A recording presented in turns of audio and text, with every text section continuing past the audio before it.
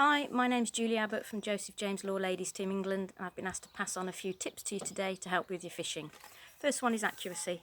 On a pole you'll always see a piece of tape somewhere, happens to be on the butt section of this one, so that if you're plumbing up and you end up halfway along a section, instead of having to guess, I mean it's not too bad on a butt section because you could use the letters, but then different places on different sides. So always you have a piece of tape on my pole. I've also got tape in my box, so it's always handy. And then all I do is make sure that my elbow is tucked tight into my body.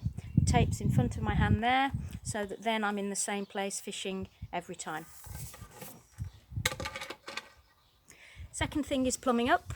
When I plumb up, generally plumb up to the base of the bristle, round about there, so that once it settles, I know that I've got some line on the bottom. Watched a video the other day, Jamie Hughes, he plumbs up to the bottom of the float, and I know that Des Ship plumbs up somewhere definitely past the bottom, around about 3 inches. And the video I watched was Jamie Hughes' Matrix Submerged, where they looked at it underwater. As you can imagine, once you've plumbed up, it's gone in a straight line with the weight of the plummet. But once you haven't got that plummet on, the line will bow slightly in the water with the toe and everything, maybe a bit of wind, which means if you're plumbing up part way down the body or underneath the body, you're guaranteed to have that bait just touching bottom, allowing for that bend in the line. Now on my winders you might see here, whether it's that clear, you can see some writing, okay, and that tells me what diameter is, so that's 0.16 times 2. And to write on it, all I do is I've got a 2B pencil, so just make sure you get a really soft pencil and that will write on the winder, no problem, and then can simply be rubbed off afterwards.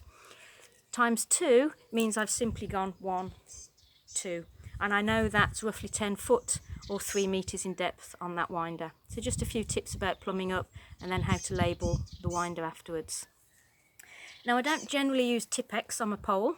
What I actually use to mark the depth is China graph pencil. You can get them from any sort of art and craft shops, and it's far better than Tipp-Ex. It's just like a white crayon. You can write on the pole, okay, there, simply then rub it off and it's gone.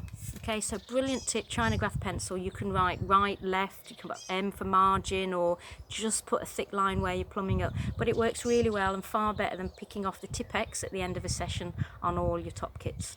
Okay, where I do actually use Tipp-Ex is to mark my elastics. So my light elastics all have Dacron connectors, all with the same sort of system there, and you might just be able to see at the top, there you go. So I've got 4 lines there, and that's actually put on in Tipp-Ex because that's really difficult to get off unless you scratch it off. And you'll also find it's the same at the bottom there. So I've got 4 lines, and that tells me that's a number 4 elastic. Far easier than writing the number, because if I change a number 4 to a number 5, I've got to scratch off the whole number, whereas this I can just add or subtract lines, and I can tell what it is as soon as I get it out. So there's the 4 marks at the top. When I'm actually keeping my rig on the pole, I've always got a piece of elastic, so I've always got a hook up here. Just lost that one. Okay, but I always have spare ones in my box there, so just from some old elastic, and then I'll just cut one off, pop it back on the pole, and everything's okay there, and I'm not going to get my rig tangled in the undergrowth on the side. Another one to help you get your pole tips out of the undergrowth so that they don't get tangled and you don't trash your rigs, all I've done is I've popped some of the softer Velcro on the side of one of my side trays. It's just a small side tray that I use generally in the winter. Pop that on the side of my box, and then I've got a rig roost. Okay, I'm not sure whether you can get these now. I'm sure there's something similar, but it's just foam. It's one of those rig roosts, and on the other side, all I've done is I've put the Velcro on it there, and simply, see if you can see this, all I'm going to do is pop that on there.